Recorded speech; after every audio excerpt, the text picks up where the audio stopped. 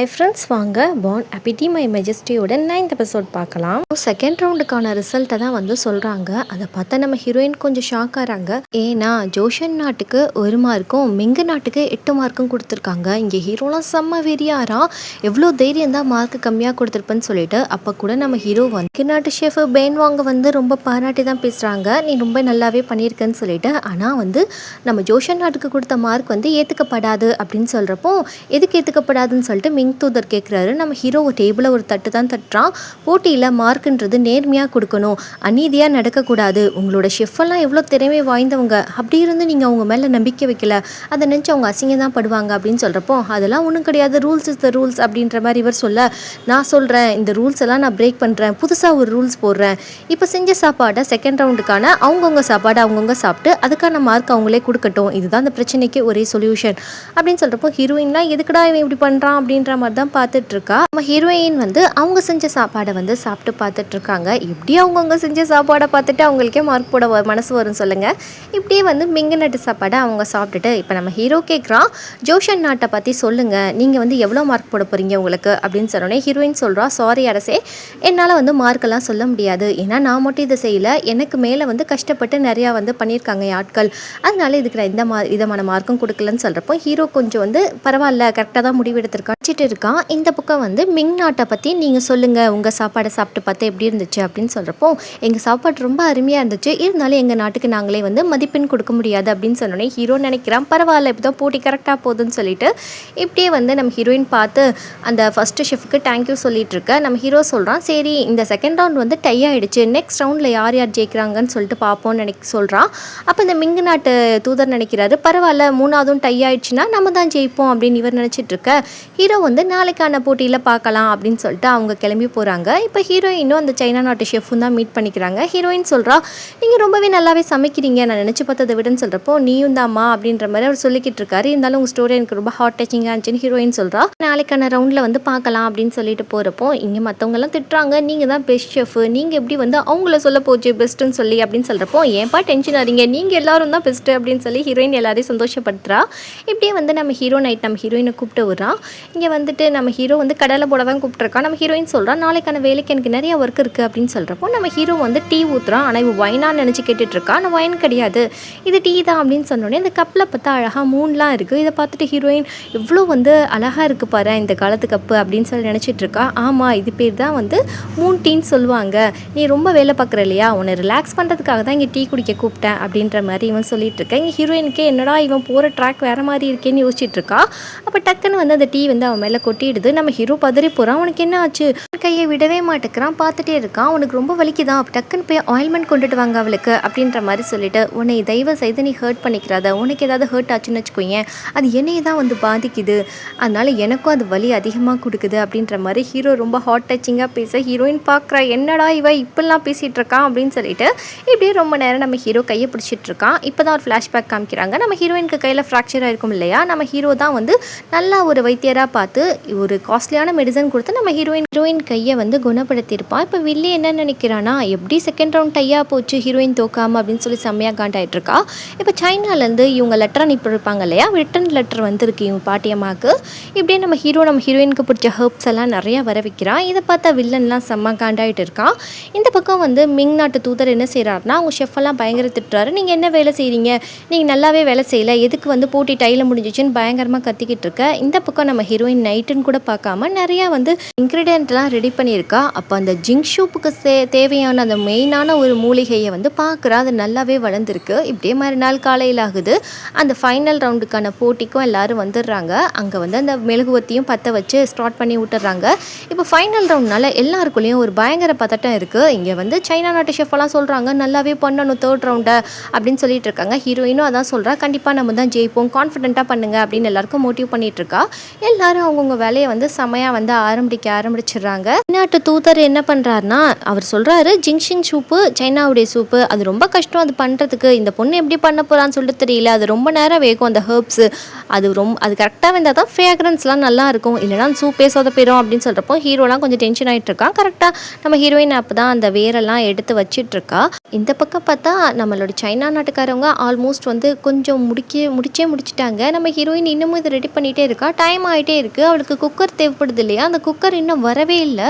ஐயோ இப்போ என்ன பண்ணுறது, நேரம் போயிட்டே இருக்குது, ஒரு வேளை நம்ம புதுசாக தான் ஸ்டார்ட் பண்ணும் போல இருக்குன்னு சொல்லிட்டு சரி நம்ம வேறு ஏதாவது செய்யலாம், டைம் இல்லை அப்படின்ற மாதிரி புதுசாக ஒரு டிஷ்ஷை ஸ்டார்ட் பண்ண இவங்களும் இதை குக்கர் மாதிரி மூளையில் செஞ்சு வச்சுருக்காங்க. இப்படி எல்லாரும் டென்ஷனாக இருக்கிறப்போ நம்ம ஹீரோயின் திரும்பி பார்க்குறா. அங்கே பயங்கர ஒரு சவுண்டு கேட்குது. என்னன்னு பார்த்தா நம்ம ஊரில் பேராஷூட் மாதிரி அந்த காலத்தில் ஏதோ ஒன்று செஞ்சுட்டு அந்த மிலிட்ரி மேன் வந்து கரெக்டாக ரீச் ஆயிடுறாரு. எல்லாரும் அவரை தாக்க வர இவர் சொல்கிறாரு, நகருங்கப்பா, நான் உள்ளே போனால் தான் உங்கள் நாடு ஜெயிக்கும், புரிஞ்சுக்கோங்க அப்படின்னு சொல்கிறப்போ டக்குன்னு ஹீரோவுடைய அசிஸ்டன்ட் வந்துட்டு உள்ளே வாங்க அப்படின்னு சொல்லி கூட்டிகிட்டு போகிறாங்க.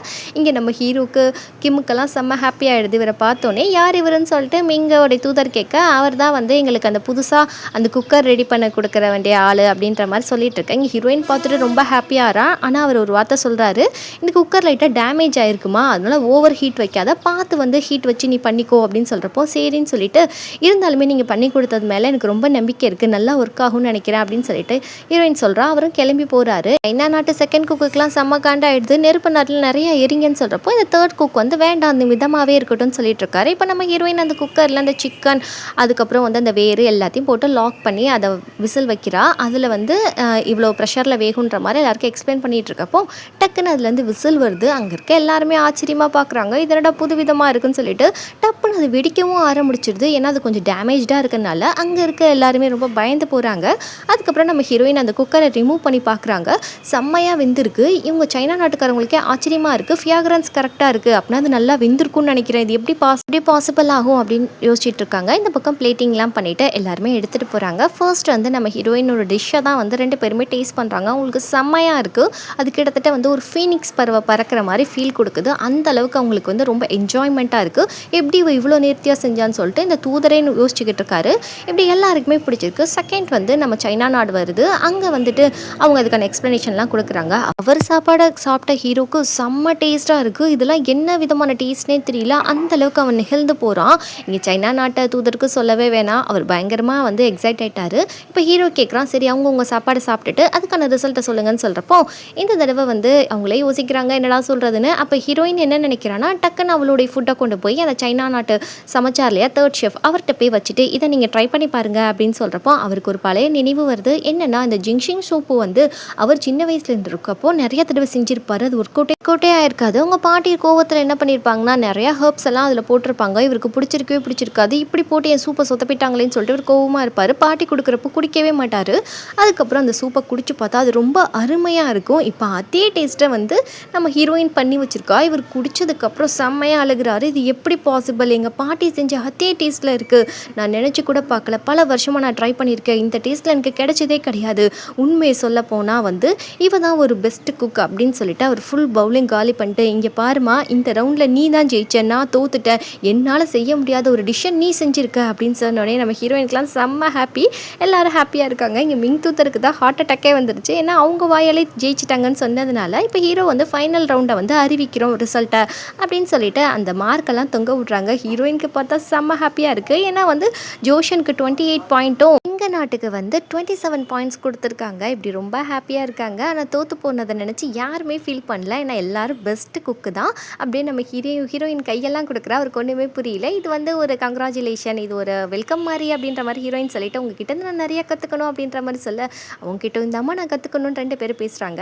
இப்படி மிங் தூதர் என்ன சொல்கிறாருன்னா, எனக்கு ஒரு விஷயம் வேணும், உன் நாட்டில் 50 பெண்களை கேட்டேன் இல்லையா, எனக்கு 50 பெண்ணெல்லாம் வேணாம், ஒரே ஒரு பொண்ணு போதும் அப்படின்னு சொல்கிறப்போ என்ன சொல்கிறேன்னு சொல்லிட்டு ஹீரோ ரொம்ப சீரியஸாக கேட்க, எனக்கு வந்து அந்த பெண்ணை நீ அன்பளிப்பாக கொடுக்கணும், என் ஆசை கனவு கன்னியாக கொடுக்கணுன்ற மாதிரி சொல்கிறோன்னே இங்கே ஹீரோக்கெல்லாம் என்னடா சொன்னன்ற மாதிரி தான் இருக்குது. ஹீரோயின்லாம் ரொம்ப பயந்தே போயிடுறா. இதை சொல்லிட்டு வர அவன் பயங்கரமாக கக்கப்புக்கான்னு சிரிக்க இங்கே ஹீரோக்கு வர வெறியில் அவன் மண்டை 2ஆக உடச்சிட்றான் மூக்கை வச்சு.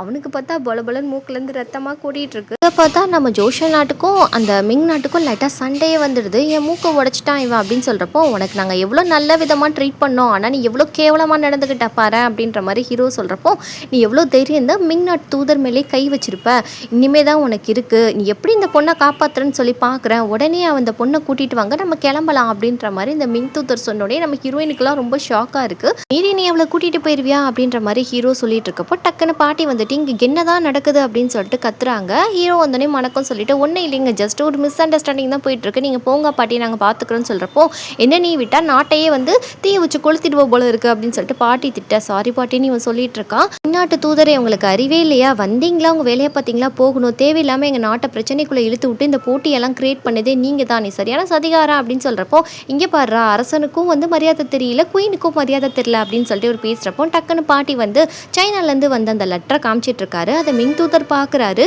ஏன்னா மிங் தூதரோட அரசருடைய செகண்ட் ஒய்ஃப்க்கு இவங்க சொந்தக்காரவங்க. இதை பார்த்து அவர் ரொம்ப ஷாக்காக இப்போ என்ன சொல்கிற அப்படின்னு சொல்லி கேட்க, ஐயோ மன்னிச்சிடுங்க நான் இப்படி பண்ணியிருக்க கூடாது குயின் அப்படின்ற மாதிரி காலில் விழுந்து மன்னிப்பு கேட்டுட்டு இருக்க. இந்த பக்கம் பாட்டி கெத்தா நின்றுட்டு இருக்காங்க. இப்போ நம்ம ஹீரோ என்ன சொல்கிறான்னா, நீ ப்ராமிஸ் பண்ண இல்லையா கரும்பு மாவு இதெல்லாம் வந்து எங்களுக்கு சர்க்கரையெல்லாம் அதிகமாக கொடுக்கணும் அப்படின்னு சொல்கிறப்போ சத்தியமா நான் கண்டிப்பாக வந்து கொடுத்து விட்டுருவேன் என்ன நம்புங்க அப்படின்னு சொல்லிட்டு இவன் விட்டா போதும்னு சொல்லி போயிட்டு இருக்கான். ஹீரோ கூப்பிட்டு ஒரு நிமிஷம் இருங்க, உங்களுக்கு தேவையான பரிசுகள் வேணாமா, அதெல்லாம் எங்ககிட்ட நிறையா இருக்குது, போகிறப்போ எல்லாத்தையும் வாரிட்டு போங்க அப்படின்னு சொல்லிட்டு போகிறப்போ இங்கே வந்து நம்ம ஹீரோ சொல்கிறான், தேங்க்ஸ் பாட்டி, நீங்கள் இப்படி ஒரு பேக்கப் பிளான் வச்சுருப்பீங்கன்னு எனக்கு தெரியாதுன்னு சொல்கிறப்போ சரி இதெல்லாம் இருக்கட்டும். அவரோட ஜிமியாங் வந்து ஆசைப்படுறாரு, அரசர் உன் கூட உட்காந்து சாப்பிடணுமா, அந்த ஷெஃப்பு வந்து பண்ணுற நல்ல சாப்பாடு அவர் சாப்பிட்டு பார்க்கணும்னு ஆசைப்படுறாரு, நீ என்ன சொல்கிறேன்னு கேட்குறப்போ ஓகே அவரோட நான் ஈவினிங் மீட்டிங் வச்சுக்கிறேன்னு சொல்ல இப்போ ஹீரோயின் யோசிக்கிறா யார் இந்த ஜிமியாங் அப்படின்னு சொல்லிட்டு. இப்படி பாட்டி போகிறப்போ நம்ம ஹீரோயினை பார்த்து வேறு சிரிச்சிட்டு போக இங்கே வில்லனும் வில்லியும் செம்ம காண்டில் இருக்காங்க. வில்லி வந்து ஏதோ ஒரு சைனட் மாதிரி ஒரு பொருளை வச்சுட்டு இதை வந்து நம்ம ஜிமியாங்க்கு வந்து ஹீரோயின் செஞ்சு கொடுக்க போகிற சாப்பாட்டில் கலந்து விட்டுறணும்,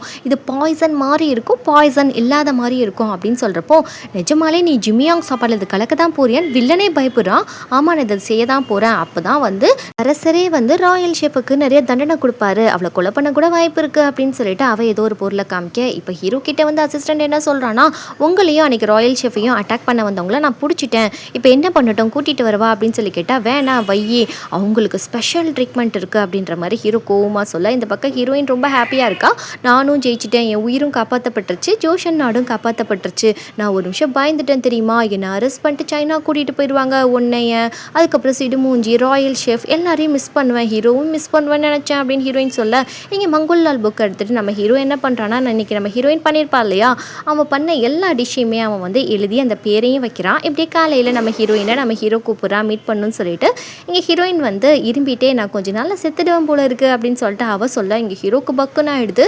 இவளில் நான் சும்மா தான் சொன்னேன் அப்படின்னு சொன்னோன்னே இதை மாதிரி வந்து விளையாட்டெல்லாம் என்கிட்ட விளையாடாத எனக்கு ரொம்ப பயமாக இருக்குது அப்படின்னு சொல்லி திட்டி விட கண் அதிகமாக செய், அதுக்கப்புறம் ஸ்நாக்ஸ் நிறையா செய், ஜிமியாங்க்கு ரொம்ப பிடிக்கும் அப்படின்ற மாதிரி சொல்கிறப்போ ஜிமியாங்கா அப்படின்ற மாதிரி ஹீரோயின் எழுக்கிறான். ஆமாம் அவளுக்கு இந்த பிளேஸ் ரொம்ப பிடிக்கும் அப்படின்ற மாதிரி நம்ம ஹீரோ சொல்ல என்னது அவளா அப்படின்னு சொல்லி இவ யோசிக்க என்ன உனக்கு எதுவும் பிடிக்கலையா நான் உங்களை மீட் பண்ணுறது அப்படின்னு சொல்லி கேட்க அப்போல்லாம் ஒன்றும் இல்லை அரசே இவ சொல்ல அப்படின்னா ஜிமியாங்க மீட் பண்ண நீயும் வான்னு சொல்ல இல்லை எனக்கு வேறு வேலை இருக்குது நான் வேற ஒருத்தவங்களை போய் மீட் பண்ணணும்னு சொல்கிறப்போ யாரை மீட் பண்ணணும் அப்படின்னு சொல்லிட்டு ஹீரோ கேட்க இல்லை சைனா நாட்டுக்கு அவங்க போகிறாங்க இல்லையா ஷெஃப் அவங்கள தான் மீட் பண்ணி நான் லாஸ்ட்டாக பேசணும்னு நினைக்கிறேன் அப்படின்ற மாதிரி சொல்லிட்டு இவ கிளம்ப டக்குன்னு நம்ம ஹீரோ கையை பிடிச்சிட்டு ஒரு நிமிஷம் நில்லுன்னு சொல்லிட்டு நம்ம ஹீரோயினுக்கு புதுசாக ஒரு ட்ரெஸ் தச்சிருப்பான் அதை கொடுத்துட்ருக்கேன். நம்ம ஹீரோயினுக்கு ரொம்ப பிடிச்சிருக்கு ரொம்ப அழகாக இருக்குது அப்படின்னு சொல்லிட்டு கொஞ்ச நேரத்தில் சோகமாயிடுறா. ஏன்னா என் மங்குலால் புக் கிடச்சிச்சுன்னா நான் ரிட்டன் போயிடுவேன், அப்போ இந்த ட்ரெஸ்ஸை என்னால் எடுத்துகிட்டு போக முடியாதுன்னு ஃபீல் பண்ண ஹீரோக்கு இங்கே ரொம்ப சோகமாகிடுது. அதுக்கப்புறம் நம்ம ஹீரோ டாப்பிக்கை மாற்றுறதுக்காகவே போய் வேலையை பாரு லேட் ஆகுது அப்படின்ற மாதிரி அனுப்பி வச்சிடறா. நம்ம ஹீரோயின் போய்ட்டு அங்கே வேலையெல்லாம் பார்த்துட்ருக்க. இப்போ வந்து அந்த பிரின்ஸ் ஜிம்மி அவங்க தான் காட்டுறாங்க. இந்த குட்டி பையன் தான் சொல்லுங்கள் அரசேன்னு சொல்கிறப்போ எதுக்கு அரசன்லாம் கூப்பிட்ற அண்ணன் சொல்லு யாரும் இல்லாதப்போ இன்றைக்கி உனக்கு நிறையா ஸ்நாக்ஸ் எல்லாம் பண்ணி கொண்டு வந்துருக்க சொல்லியிருக்கேன் நீ நல்லா சாப்பிடு அப்படின்னு சொல்கிறப்போ அப்படியான்னு சொல்லிட்டு ரொம்ப ஹாப்பியாக ஆகிறான் அந்த பையன். கரெக்டாக அந்த டைம் நம்ம ஹீரோயின் ஸ்நாக்ஸஸ் எல்லாம் கொண்டு வந்துடுறான். அவனுக்கு பிடிச்ச பிஸ்கெட் சிக்கன் எல்லாமே வந்துடுது. இதை வந்து நம்ம வழக்கம் போல் நம்ம ஹீரோ தான் வந்து எப்படி செஞ்சேன்னு சொல்லி கேட்டுட்டு அதை அப்படியே நம்ம ஹீரோ டேஸ்ட் பண்ணி பார்க்குறான். அவனுக்கு சொல்லவா வேணும், வழக்கம் போலேயே அவனுக்கு ரொம்ப பிரமாதமாக இருக்குது. இந்த தடவை ஜிம்மி அவங்களும் சாப்பிட்டுட்டு அது ரொம்பவே வந்து ஹாப்பியாக வந்து ஃபீல் பண்ணிகிட்டு இருக்கான். இப்படி ஹீரோயினோட அவன் ஹாப்பியாக கொஞ்சம் டைமும் ஸ்பெண்ட் பண்ணிடுறான்.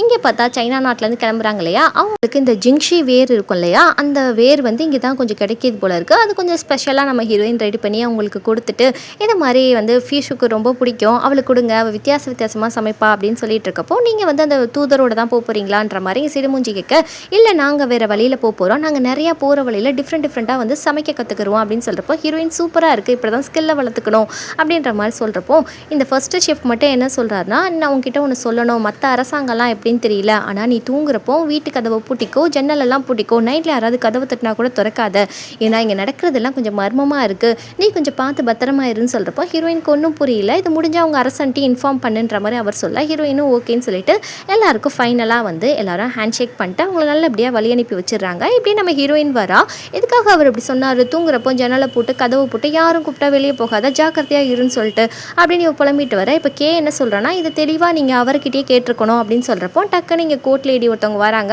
குயின் கூட இருக்கிறவங்க. அவங்க வந்துட்டு பட்டுன்னு நம்ம ஹீரோயின் கன்னத்தில் ஒரு அறையிறாங்க. என்னன்னு பார்த்தா ஜிமியாங் குட்டியரசருக்கு வந்து இது மாதிரி உயிருக்கு போகிற ஆபத்து வந்துருச்சு, நீ சமைச்சதுனால ஏதோ விஷத்தை கலந்துட்ட, அதனால உன்னை அரெஸ்ட் பண்ணுறோம், அவருக்கு மட்டும் ஏதாவது ஆச்சுன்னு வச்சுக்கே உன்னை கொன்றுவோம், இனிமேல் நீ வந்து யாருக்குமே சமைக்கக்கூடாது அப்படின்னு சொல்லிட்டு அவரை அரெஸ்ட் பண்ணி கூட்டிகிட்டு போக இங்கே மற்றவங்கெல்லாம் கத்துறாங்க, அவங்க ஒரு தப்பும் பண்ணல, அவங்கள விட்டுருங்கன்னு சொல்லிட்டு இங்கே ஜிமியாங்க காமிச்சா அந்த பையனுக்கு ஏதோ ரொம்ப சீரியஸாக இருக்கும் போல இருக்குது, பயங்கரமாக ட்ரீட்மெண்ட்லாம் போயிட்டு இருக்க. இந்த விஷயம் ஃபுல்லாக வில்லிக்கு தெரிஞ்சு அவர் ரொம்ப ஹாப்பியாக அவள் கோர்ட் லேடிகிட்ட கேட்குறா, இது எப்படி பாசிபிள் அப்படின்னு சொல்லிட்டு, நான் தான் என் ஆட்களை வச்சு விஷத்தை கலக்க வச்சேன் அப்படின்ற மாதிரி இந்த கோர்ட் லேடி சொல்லிட்டு இருக்கேன். இங்கே ஹீரோயினை பயங்கரமாக கட்டி போட்டு வச்சுருக்காங்க. நான் ரொம்ப இன்னசென்ட்டானவ, என்னை மன்னிச்சிடுங்க, நான் ஒன்றுமே செய்யலை, என்னை நம்புங்கன்னு சொல்கிறப்போ இவ உண்மையை சொல்கிற வரைக்கும் இவளுக்கு வந்து கடுமையான தண்டனை கொடுத்து துன்புறுத்துங்கன்னு சொல்லிட்டு இந்த அம்மா சொல்லிட்டு போக ஹீரோ ரொம்ப பெயின்ஃபுல்லான தண்டனை கொடுக்குறாங்க. அவளால் தாங்கிக்கவே முடியல, ஏன்னா அவள் வந்து டைம் ட்ராவல் பண்ணி வந்திருக்கா இல்லையா. இதெல்லாம் தெரியாத நம்ம ஹீரோயினை நினச்சி சிரிச்சிட்டு இருக்க. இப்படி இந்த எபிசோட் இங்கே முடியுது.